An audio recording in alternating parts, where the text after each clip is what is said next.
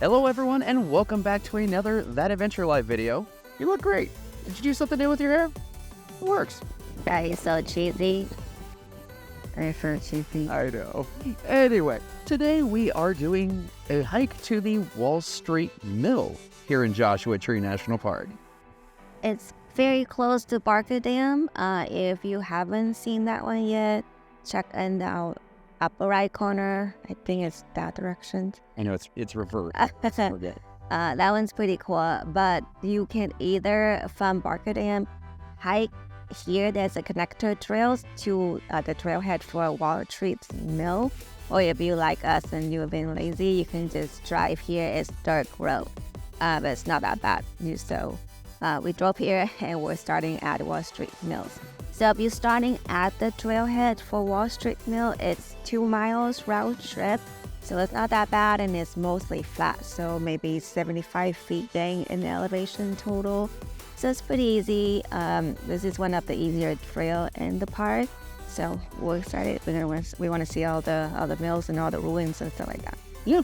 Ready? Let's do it. Let's go. One of the cool things about this hike is that if you just want to see ruins and you don't want to hike that far, you can make a left at the fork that's just about 1/10 of a mile into the hike to go to the Wonderland Ranch. We are going to be stopping by all of the ruins in this video, but we are saving Wonderland Ranch for the end. And that means that we are going to be going right at every fork that we come to until we get to the Wall Street Mill. It is said that this trail takes an average of 35 minutes to complete, but that is if you're not photographers that are obsessed with abandoned things. Our completion time was closer to an hour and a half. One of the first relics that you'll find along the trail will be at the 3/10 of a mile mark, and it is this old windmill. There's just something so photogenic about an old broken down windmill standing proudly in an arid desert. After grabbing a few shots of it, it was time to move on because we still had a ton to see. As we hiked our way along the trail, doing our best to avoid all of the pokey plants, we came upon something that I didn't expect to see along this trail, and that was a tombstone. This is not the original tombstone, which now resides in the park's museum, but it and the original belong to a man named Worth Bagley. It turns out that Mr. Bagley had a pretty turbulent relationship with his neighbor Bill Keys.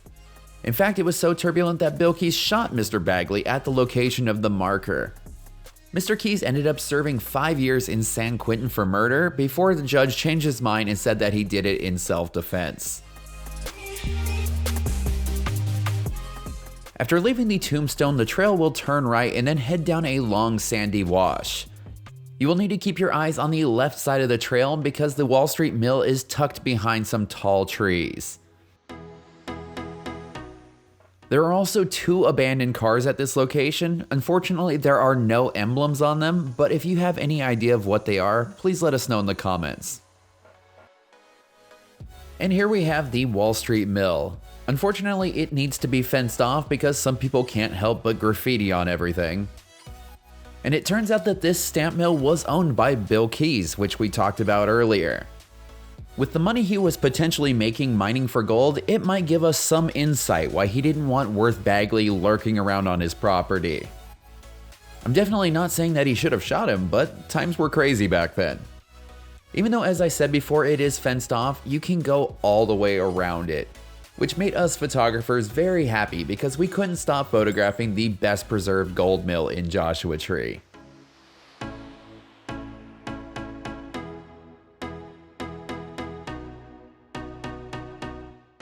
We really loved all these small details here, all the gears and the logos on the water tanks. If you have a lens with a decent amount of zoom, you can get some really cool shots. We had our 24-70 with us and it seemed like it did the job pretty nicely. When you look at this mill, you can't help but wonder what it must have been like to see it in operation. There must have been dust pouring out of it, and I can only imagine that it was super loud. Behind the mill, there is the second of 3 cars along this trail, and this one is a pickup truck. Once again, all emblems have been removed, but there are a lot of neat engine components to photograph. One of the craziest things to see is the toll that time has taken on this truck's tires.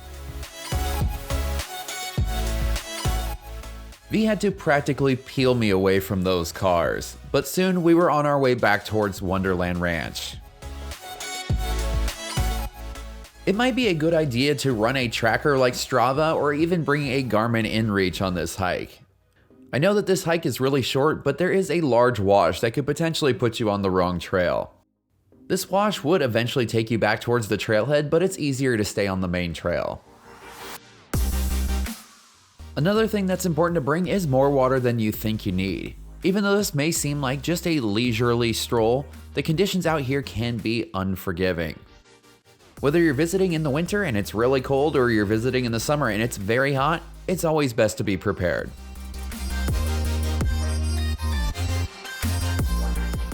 After passing the Windmill and crossing through the wash, we came to the junction that would take us to Wonderland Ranch.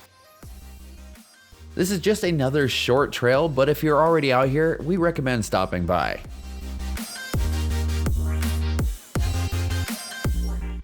Along the way, we came to our third and final abandoned car. This appeared to be another pickup truck, and if I had to guess, I think it would be a little bit older than the other two. Once again, if you know what any of these cars are, let us know in the comments because I would love to look them up and see what they look like in working order. After leaving the truck, we came to one more junction. Making a left here would take you back to the trailhead, and a right will take you to Wonderland Ranch. One of the interesting and mysterious things about Wonderland Ranch is that there is a lack of information about it. All we really know is that sometime in the early 1900s, it was owned by the Olsen family, and they used to search for gold out here. Nowadays, all that remains is the foundation, a fireplace, a fire pit, a couple half walls, and a couple of doorways. Living here over 100 years ago must have been rough, but at least they had one heck of a view from their property.